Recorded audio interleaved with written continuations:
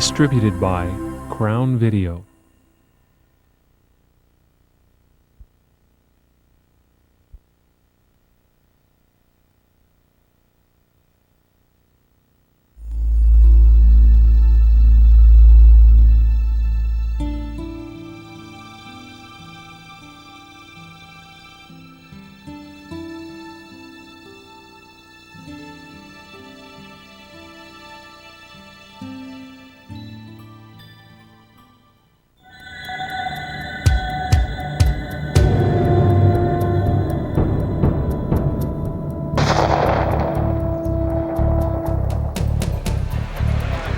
Information begins to come out about what happened today. Give you the answers as quickly as possible. At 12:41 p.m., our officer received a call. If you've never been through anything like that, it's something that you'll never forget. All that I know is that I just came outside and it just started shooting. The kids were in these classrooms over here, and the fire alarm rang, and they came out that door. And then they started shooting. Kids started shooting, and they fired pretty much like a shooting gallery. Being a teenager in America today carries with it a reality that previous generations rarely faced: deadly violence in schools. I'm Steven Curtis Chapman, and I tell stories every day through songs that I write and sing. But the story of what's happening on school campuses today is one that's very complex. I remember the first big fight I was in second grade, with a guy a year older than me, and he picked on me because I was a smaller guy there, and but he learned not to pick on the smallest guy after that. Today at my high school, a student was kicked repeatedly in the head and was knocked unconscious, and he wasn't breathing when the ambulance got there, and they had to get him breathing again. There was about 3 police cars. They took them both. Obviously one was in the ambulance and the other was taken away in the police cars. So you see, what once were seemingly harmless schoolyard conflicts now all too often erupt into violent acts that leave death and destruction in their wake. I came home that night. And you didn't know anything had happened? I'd heard somewhere in Georgia that there'd been a shooting at Heath High School, but I didn't know who was killed or involved or anything. The screams that she made when she heard, she knew when she got the car and she saw the cars here, and Casey wasn't with us. But those screams will haunt me forever. You go to school one day, you don't know what's going to happen to you there. You don't know if someone's going to pull out a gun or a knife when you're walking home or at school because someone's jealous or mad at you. That's horrible. Our first step in understanding violence is to know how deep the causes run and what their impact can be. You wonder what is happening to a culture which has lost its respectful life. Have we lost these kids? Have we lost a generation? Have we lost 2 generations? And are we going to be held hostage by our own kids? Violence and tragedy, it has struck perilously in the inner cities and the urban areas of our communities. It happens everywhere. When I grew up, I lived in the inner city for a while, and I dealt with violence there. And then I moved into the suburbs, and I just got a lot of prejudice towards me, a lot of hate crimes towards me. And then I moved back, and it's the same everywhere you go. You can see impact from a single child, a classroom, a grade, a building, a program on school campuses where children have been impacted by school violence. The path of communities are changed forever by these events. The high school that I attended was a pretty typical American high school, Heath High in Paducah, Kentucky.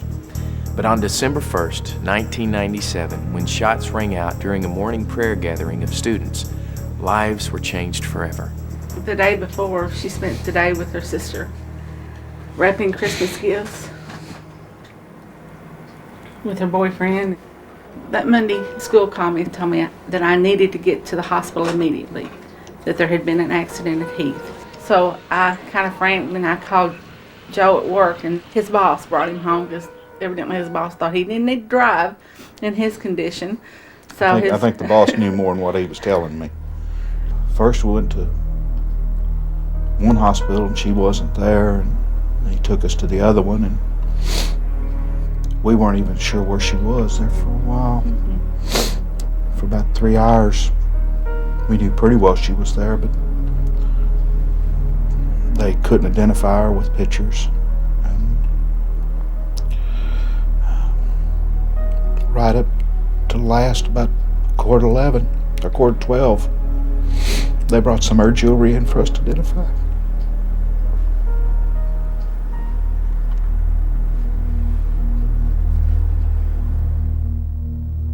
Being a teenager in this country today means having to face the potential of school violence. It isn't just an inner city or southern or suburban problem. It is an American problem. The country was shocked following the violence in Paducah when later that year, another quiet American town was shattered by an explosion of violence by 2 young boys at their school.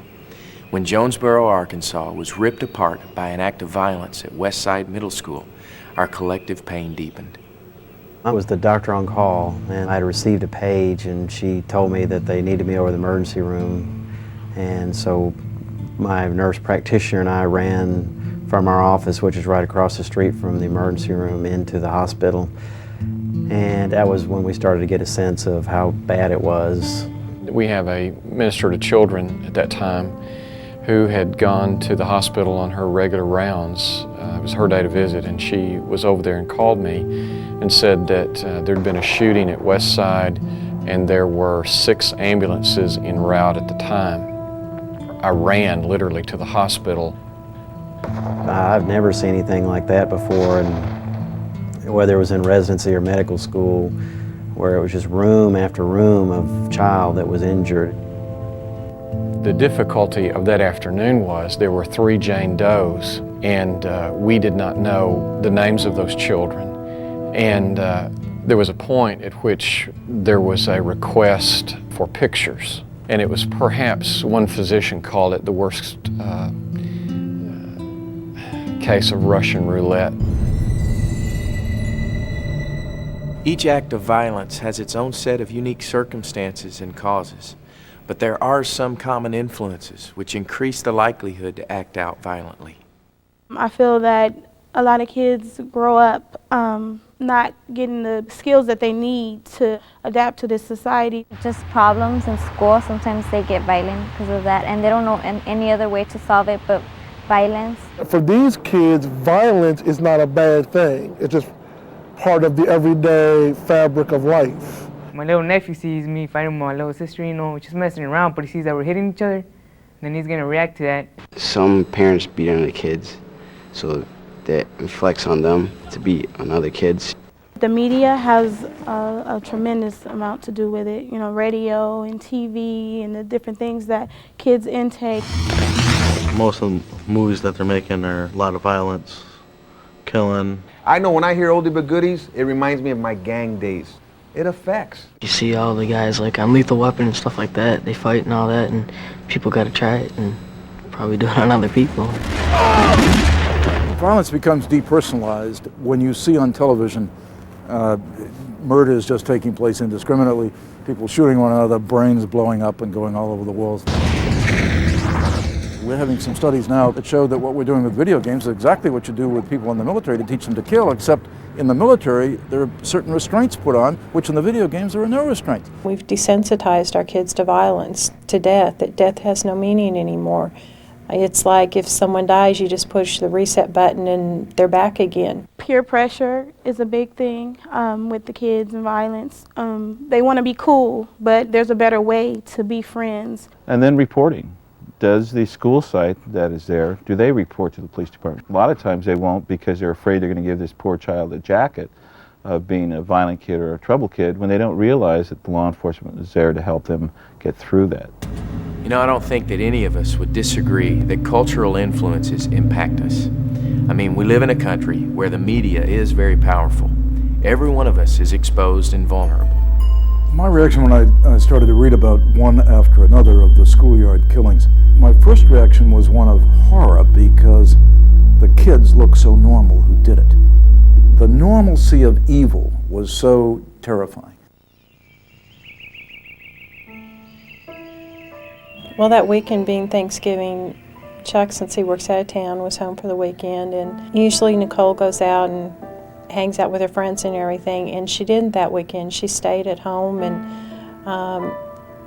friends called. She goes, "No, my dad's home and I want to spend time with him." And they went through the picture albums and boxes of pictures, and Nicole always had such a round face. We were calling her a chipmunk cheeks all weekend. It was one of the most wonderful weekends we'd had together as a family.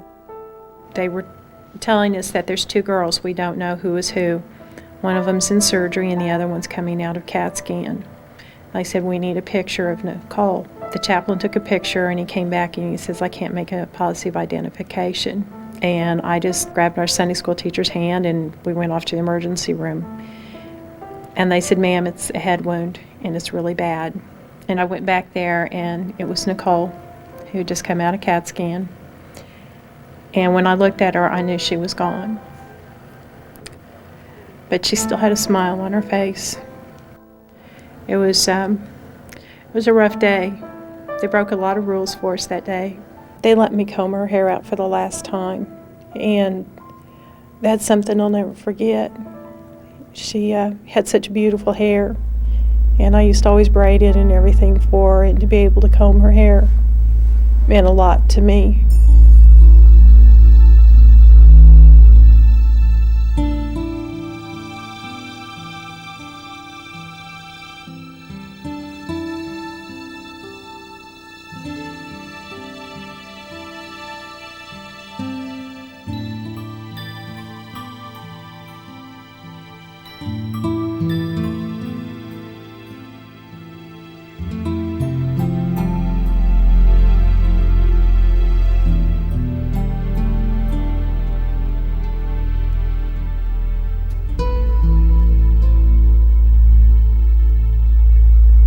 With everything that's happened, we are way past just pointing to causes.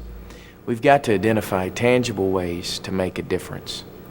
Part of the solution involves all of us investing in the lives of each other. Today, the Centers for Disease Control has estimated our highest risk group is the 10 to 14-year-old, that we have greater numbers of these kids under greater stressors than ever before with less parental support and supervision. We need more role models. I mean, the kids, they need somebody to look up to more than a drug dealer on the corner or whatever. Mentoring, it's small, it doesn't cost anything. It just takes one person to say, I care. They need to take an interest in teenagers and care about them, listen to them. Every teenager needs to be involved with a caring adult. That's the gift that parents can give, and that may be the gift that prevents a violent act committed by a child. Jennifer, you said he turned nasty.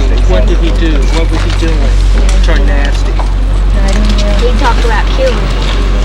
It's one thing to get adult instruction. It's one thing to get the parental influence, but also peer influence can be very important. Peer counseling has been successful because a student can talk on a one-to-one basis. There's more to it than just fighting. You could just talk about it and resolve your problems without even putting a fist into it, Kids talking to other kids, teenagers, young teens, they look up to older teens. I think teaching by example is the best method. I don't think that once a spark like that has been set off in a human being, that a lecture can change it. I think if we got more people who actually been through it to talk to other kids at the schools, and tell them, this is not cool. I almost got suspended from school because of something that I was involved with. It just happened out of nowhere because I made a bad choice, And it's people need to tell other people about it. It's got to start with us. We got to go out and reach the other kids. In high school, I say, these are your younger brothers and sisters that are harming themselves and others. You need to be sensitive to their behavior, reach out. And when you see a friend, a relative, show a warning sign, kids need to tell somebody. They need to tell a responsible adult. If someone brings a gun to school, usually it's because they're gonna hurt someone with it. It's worth it to tell, even if it's your friend. Your relationship might end with them, but if it's gonna save someone from getting shot or something like that, it's worth it. It's time to end the conspiracy of silence. So often, kids know when other kids may be preparing to commit an act of violence. And instead of going to a responsible adult, they keep it in. But yet, When you look back at the acts of violence, there are trails that lead to that. People always want to know, were there warning signs that we should have recognized? And while experts caution not to automatically label someone as potentially violent just because one of the following is present, there are some warning signs that need to be heeded. Excessive feelings of rejection and isolation, being a victim of violence at home, low school interest in academic performance, uncontrolled anger and rage, inappropriate access to firearms, feelings of being picked on and persecuted. When these warning signs are recognized, parents, teachers, and students need to be involved in getting help. The greatest opportunity to address school violence and the related problems that come with it lies at the community level. Schools need to take a look at primary prevention programs, violence prevention programs that teach kids at a younger age how to make good choices. Some school districts have adopted anonymous tip programs to allow kids to anonymously give information. These programs have proved effective. We need to make sure that our students feel comfortable and feel as though they're connected with the school in some way. The schools must have law enforcement as part of their placement in their schools. I think it's unreal for a parent to think that law enforcement can't be on campus. Most importantly, in America, we need to teach children how to grieve. That's why we see so much anger. So many kids don't get through the process. They kind of get held up at the earlier stages of anger. Part of our so-called progress as a society has been the systematic removal of God from schools. But we're now beginning to realize the importance of spiritual values in addressing this issue of school violence, and the church must respond. These kinds of incidents show us a lot about sometimes where people are spiritually and the deficits that exist in our society. When a crisis happens, people turn to the church, they turn to their faith. So the church has no real option but to be involved in a crisis. I have a very high view of the church. At the same time, I have kind of a disappointed view of the church because I see so many churches that are concerned with building up the church inside rather than having the church a place where people are equipped to go out and to spill out into the world. Are we youth-oriented? Is this an adult institution? And do our young folk just see it as another thing that adults do and tolerate them until they become adults? And I think that sometimes we leave our young people unprotected by the gospel of Jesus Christ. I've seen the Lord work through kids' lives and change them around where violence was not an issue for them anymore. They've got to have the courage to not be ashamed, and they've got to love and care enough for the other students to say, hey, look, here's how I can resist those unhealthy behaviors. My encouragement would be that churches have plans for themselves of what they can do to be involved in the immediate situations of crisis like this, because it's something that you do not think about, but you better. We all need to be ready. If we've learned anything by now, it's that violence can strike anywhere, any race, any social standing, or any community. It only takes a moment for innocent lives to be shattered. I watched her go out the door. She come over and give me a hug and kiss. Said, I love you. She walked out and Dustin was up and getting ready and the phone rang. I seen on caller ID is the school. So I thought, well, Casey forgot something. And when I answered, some woman said that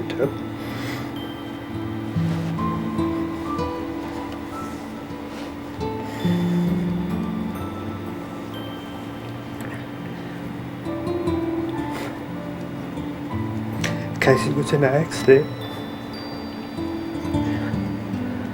They finally let me go in. And I guess sometime a little bit after that, someone went and got Wayne. And I had to tell him that our little girl was dead.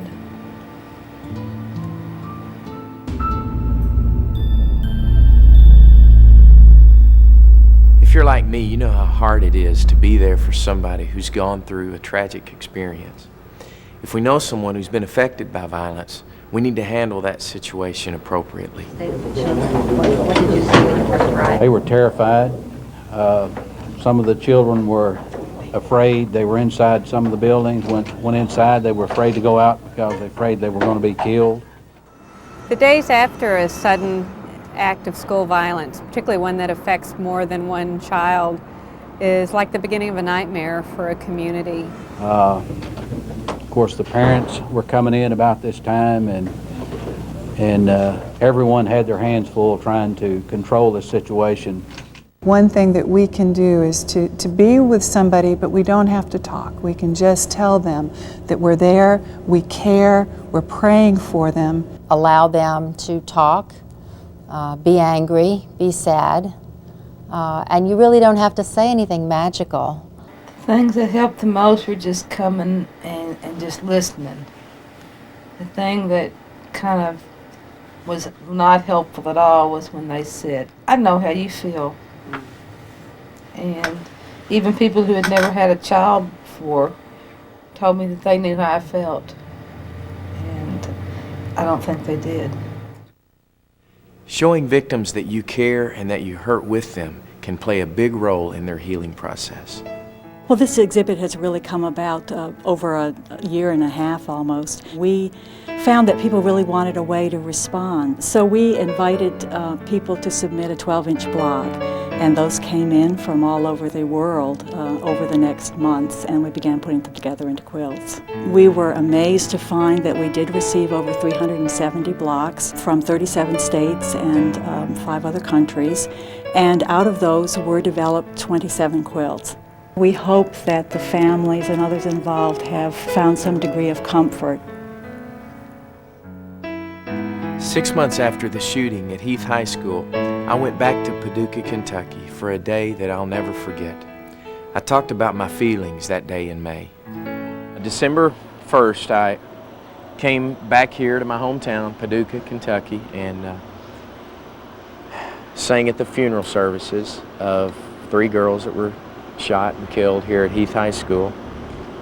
As I was walking out of the funeral, you know those times when you're experiencing something, a tragedy with somebody, and your heart's going out and you just want to give them something, you want to do something. And I just thought, what gift could I give here? And I thought, you know, the gift of music. I could do a concert, and I could raise money, I could do some of those things, I could give the families a chance to come together sort of after the shock of all this has worn off, all the media's gone home, and come back and say, we're still praying for you, we still love you, and really just do something to celebrate the hope that really did illuminate the lives of these 3 girls, Casey and Jessica and Nicole. We are not home yet. We are not home yet. Keep on looking ahead. Let your heart not forget. We are not home yet. Not home yet.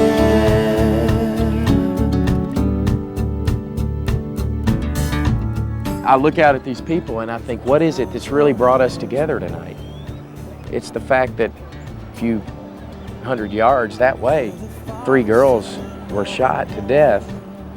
As I said at the funeral, and I listened to different people read from their journals and tell stories about them and the things that made them who they were, it was real clear to me real quickly that these were 3 girls who would have been the first ones through the gates at something like this, inviting their friends, saying, man, you got to come to this. Their thinking would be, you know, this friend of mine needs to hear this message. I want this friend of mine to know Jesus the way I do. That's the way these girls live their lives. We are not home yet.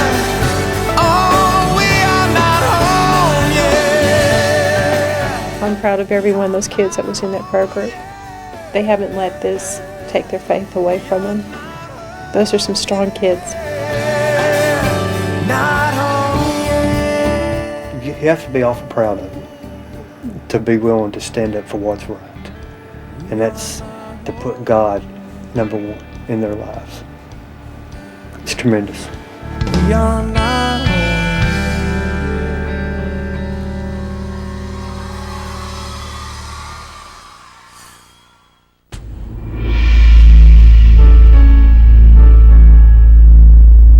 I was like, oh my God. And I started screaming. sudden, everybody started screaming. They're all running around. Everybody's jumping off the concrete into the ground. We're thinking that this is just some kind of play or something, but it wasn't. Again, it's one thing to hurt when there's been another act of school violence, and it's another thing to assist in the healing of people who are hurting. But the real thing is taking the necessary steps to prevent acts of violence in the future. We have to face this issue that our children are capable of violent acts, and we have to make an impact in their lives so that they don't make a negative impact on other people's lives. Our time in Paducah was life-changing for us. You can't stand in front of the caskets of these 3 girls that were praying in their campus at 7:20 in the morning and gaze on them and not have your life dramatically impacted. And I said, God, please let those images be burned on the walls of my heart, because I believe it was a wake-up call to the church. We hear the thing, what would Jesus do? But we know what Jesus would do. We see it in the Bible, but what will you do? That's my next question to the young people. What are you going to do about it? I really believe that the solution is a clear picture of who Jesus is in the midst of the school. And really the only people that can be effective in doing that are the students. So I think as they paint a picture of who Christ is through a variety of methods, people are going to see Jesus. Prayer is key. Without that, I don't know that violence would ever end. The Lord can change anybody's life. Be a missionary in the public schools. Spread the gospel of Jesus Christ. Give them the Word of God, and something changes those kids. Develop a group of kids that begin to care for each other, and that kind of group will transform a school, it'll transform a community, it can transform a city. Just stand up, man. The challenge is, what will you do? And that's what I really, I try to promote that to the kids. Hey, you can make a difference. You can do something about it. Well, I hope that if this film has said anything to you, it's that you need to be a part of the solution to school violence. Check out Romans 12, 9 through 21 in the Bible. It starts out by saying, love must be sincere. Hate what is evil. Cling to what is good. And it wraps up by saying, do not be overcome with evil, but overcome evil with good. That's the challenge. So what will you do? This is not at all how we thought it was supposed to be. We had so many plans for you. We had so many dreams. And now you've gone away and left us with the memories of your smile. And nothing we can say and nothing we can do take away the pain of losing you.